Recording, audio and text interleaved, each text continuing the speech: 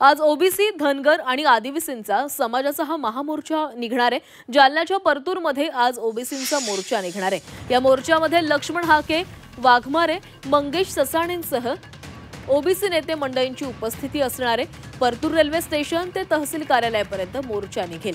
तर दुसरीकडे लातूरमध्ये आज धनगर समाज रास्ता रोको आंदोलन करणार आहे। एसटी प्रवर्गातून आरक्षण देण्याच्या मागणीसाठी हे आंदोलन केले जाईल।